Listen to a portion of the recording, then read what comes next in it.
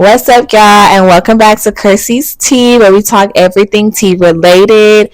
And today, this episode is actually a really special episode because I have another one of my good friends in here, and her name is London. So, London, introduce yourself. Hello, everybody. How's everyone doing? All right. So, London is actually a part of Delta Sigma Theta, which is a prestigious and illustrious sorority of the D9 organization. So we're here to get some tea related things about DST and what she feels about it. So we're going to start with some icebreakers just to clear the air. So if your personality was a tea flavor, what would it be and why? I would say chamomile. Chamomile puts you right to sleep. Me, I love me a little nap. Love me a little nap. Love to be nice and relaxed. In my peace. Love it. Right. All right. Next question. If you could have tea with any celebrity or historical figure, who would it be and what would you exactly ask them? Actually, I would do Snoop Dogg. He's in the entertainment industry, music especially. We know a lot of background drama goes on that's not seen in the light. I'm asking, I'm like, what's the craziest thing you seen that never came to internet life? Like, I gotta know. You seen a lot. You're old. you seen a lot. Not you're old. I'm old and wise. Love that. All right, so we're gonna move on to the next segment of this episode. What exactly inspired you to join Delta Sigma Theta, and how has it exactly shaped you? I am a legacy, which means my mother is a Delta, so I'm considered a legacy. But growing up around my mom, my aunt, godmom, cousins, great aunts, they're all members of Delta Sigma Theta Sorority Incorporated. So I grew up around a loving village of my mom and her sorority sisters, and they also put me into the community often, early too. Started me with Thanksgiving work, Christmas work, even starting in the church, which helped me develop a love for giving back. And it also taught me, not only am I fortunate, I'm also fortunate enough to give back to those people who are not able to.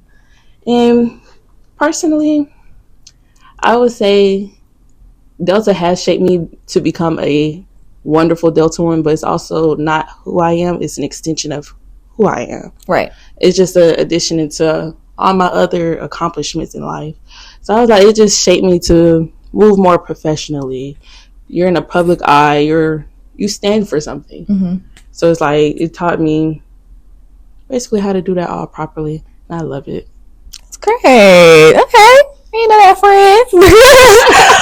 All right. Is there a tea-related story from your sorority experience? Maybe like a tradition or like a bonding moment? I really wouldn't say it's tea. Actually, it probably is. But our probate.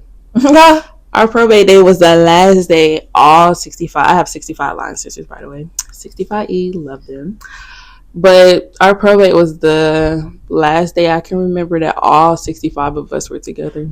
Because that semester, some of my sisters graduated, going on into adulthood. So now all of us are not here together. Even coming to like homecoming and upcoming charter day, we still wish that we see all of our sisters, but we know it's life. Stuff happens. We're not able to see each other. But that's a moment I would cherish forever. I love that. All right. So let's get to the tea. Let's get to the nitty gritty, the real questions. All right. So, can you spill the tea on how you balance being part of such a prestigious organization with other life commitments? Okay. Currently, while being a member of Delta Sigma Theta Sorority Incorporated in college, I also manage working at least 20 hours a week with my internship.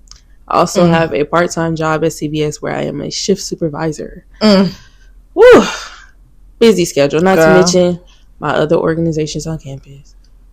It's a lot. Not gonna lie, it's draining. And not until probably like September of this semester, I actually learned to balance because it is overwhelming. Right. I have, let's say, 8 to 3. I'm at work. Then 4 to 7, I'm at my internship, and then I have practice for my sorority, or we have meetings.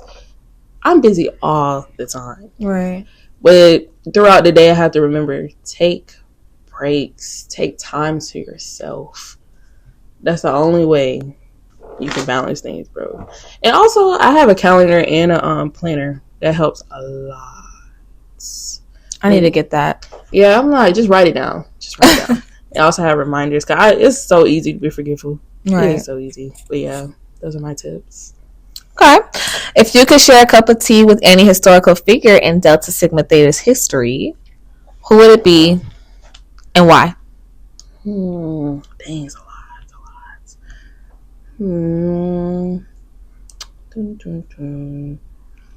Actually, who I would have a conversation with is Supreme Court Justice Ketanji Brown Jackson. I know that's right.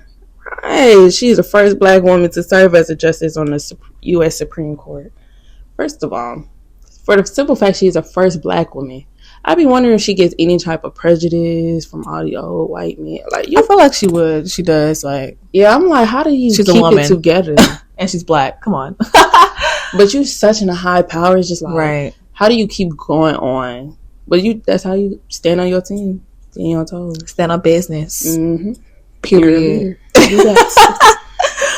All right. What's the best piece of tea you have ever received? I mean, gossip. This could be advice. This could be news. Like, what's the best tea? If only y'all knew. If only y'all knew how me and my real Atlanta housewives. God! If you're not a housewife, you just cannot relate. That's just, you can't get in. You ain't got your wristband. No wristband, no entry. And you can't pay $40 to get in this club. Yeah. In the club, we are not them.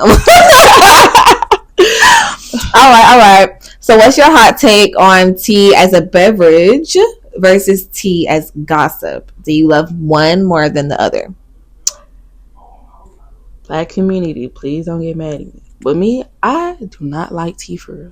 Like, I don't like sweet tea. I don't like regular tea. I don't like peach tea. No, she's barely Black at this point. Okay, chill out. But when it comes to like some chamomile, or like when I'm sick, I'll drink that tea. Granted, I still don't like it. But I'm sick. You gotta do what you gotta do. So I actually choose tea gossip because that is so much better for me, and I love it. It's so much healthier. Just so much healthier. It is. You get to connect dots. Especially when you're so peaceful yourself. Oh my gosh, you're never in anything, and it's just like, it's like you sit back and watch. All right, so about to be wrapping up. I have 2 more questions. If you could create a tea flavor inspired by your life of Delta Sigma or Delta Sigma Theta, what would it be called?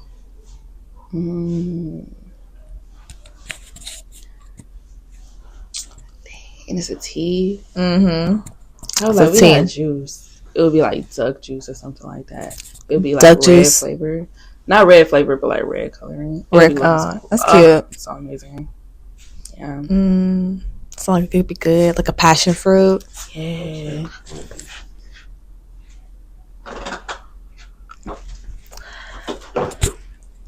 All right. And the last question is, what's the best advice you'd offer to someone over a cup of tea? Protect your peace more than anything. This world is so frustrating. Day by day, everything. It's so many things that try your patience. Right. And they may upset you. But when you just protect your peace, just walk away. Or me, I take a lot of time to myself. Okay, what you won't do is ruin my peace at all. No, like, I do not like being upset in any shape or form. I like to keep my calm, happy all the time. Yeah, I rarely ever see Lo mad unless she mad at her man, but yeah. Well, I tell you, I'm so peaceful. Like, I just would not allow it. All right. Well, that concludes this episode. I want to thank Lolo for coming and being a part of it. And once again, check us out on all of our social medias at Chrissy's Tea. Like, comment, and subscribe to this podcast. And, comment what you feel about these questions and what you want to see on this next episode. Thank you guys so much for tuning in, and we'll see you guys later. Bye. What's up, y'all, and welcome back to Chrissy's Tea, where we talk everything tea related. And today, this episode is actually a really special episode because I have another one of my good friends in here, and her name is London.